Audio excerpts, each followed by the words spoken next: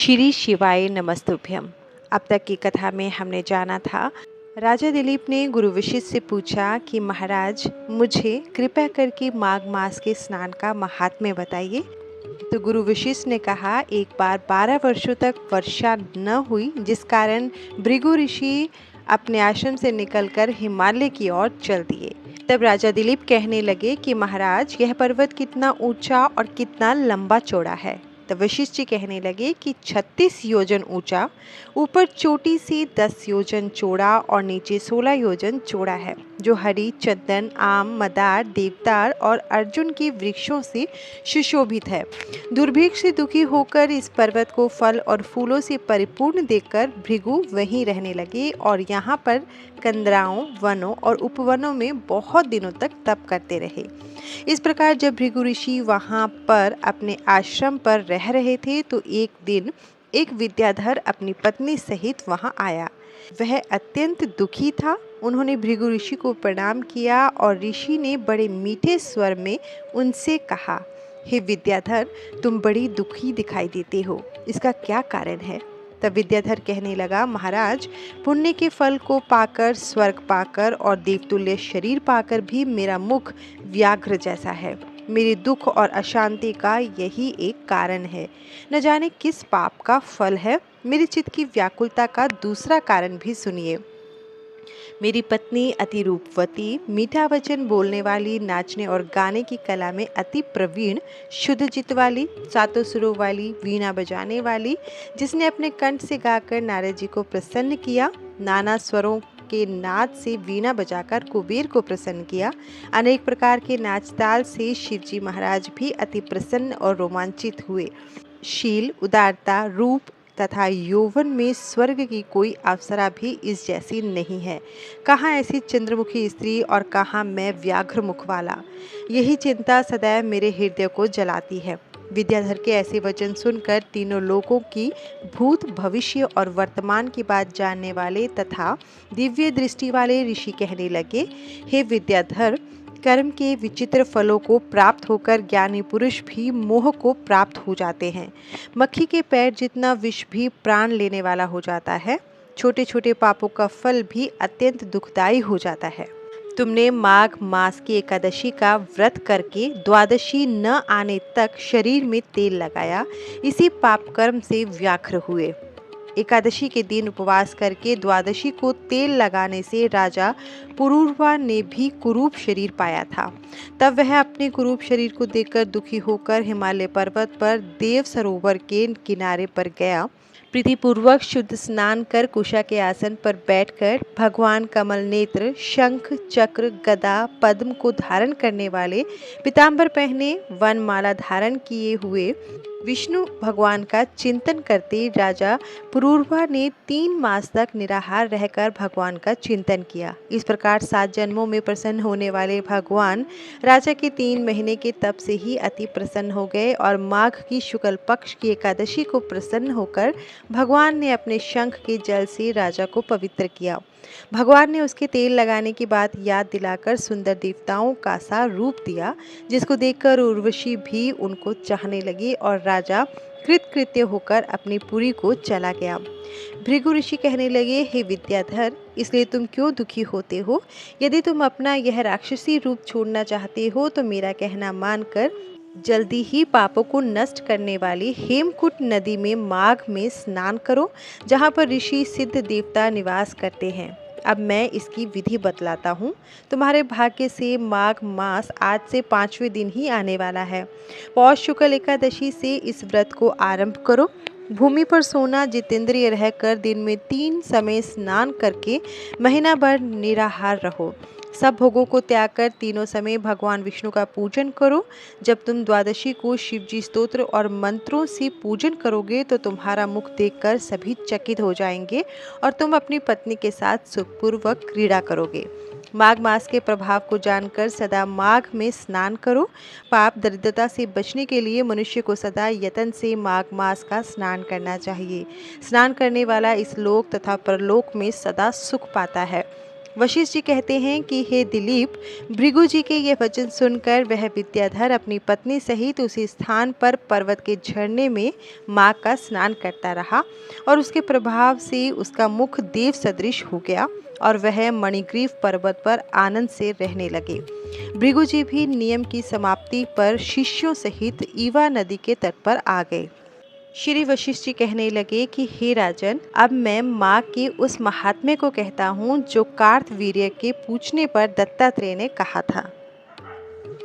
जिस समय साक्षात विष्णु के रूप में श्री दत्तात्रेय सत्य पर्वत पर रहते थे, तब महिष्मति के राजा शस्त्रार्जुन ने उनसे पूछा कि हे योगियों में श्रेष्ठ दत्तात्रेय जी, मैंने सब धर्म सुने, अब आप कृपा करके मुझे माघ मास का महात्म्य कहिए।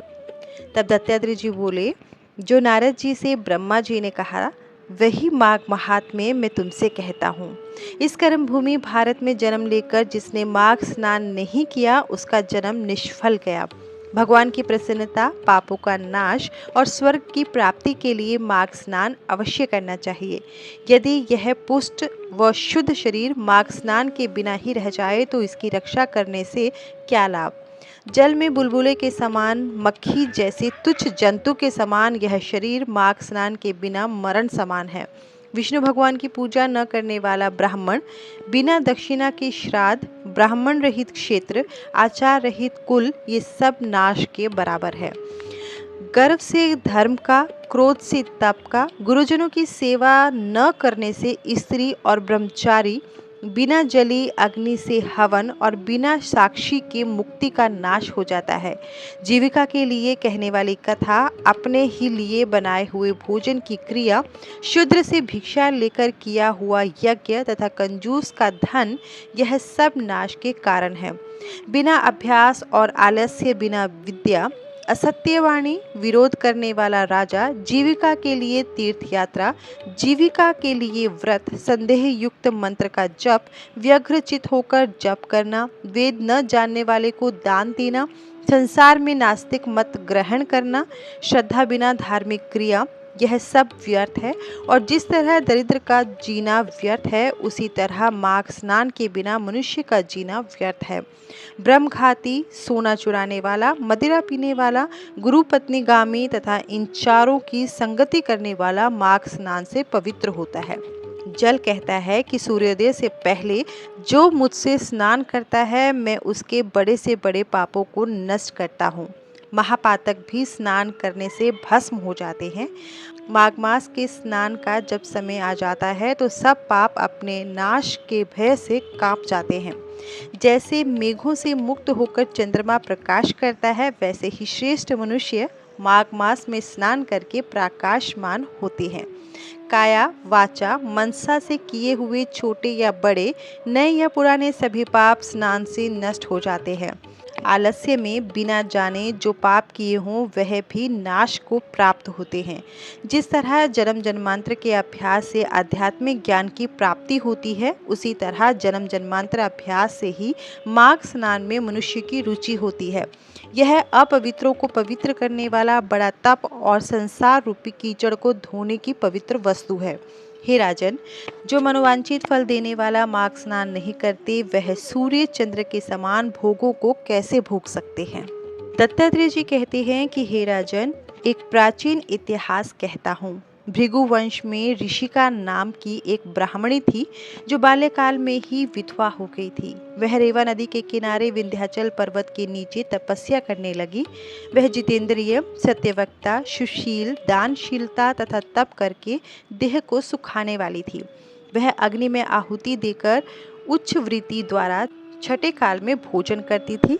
वह वल्कल धारण करती थी और संतोष से अपना जीवन व्यतीत करती थी। उसने रेवा और कपिल नदी के संगम में 60 वर्ष तक माघ स्नान किया और फिर वहीं पर मृत्यु को प्राप्त हो गई। माघ स्नान के फल से वह दिव्य 4000 वर्ष तक विष्णु लोक में वास करके सुंद और उपसुंद दैत्यों का नाश करने के लिए ब्रह्मा द्वारा तिलोत्तमा नाम की अप्सरा के रूप में ब्रह्मलोक में उत्पन्न हुई। वह अत्यंत रूपवती, गान विद्या में अति प्रवीण तथा मुकुट कुंडल से शोभायमान थी।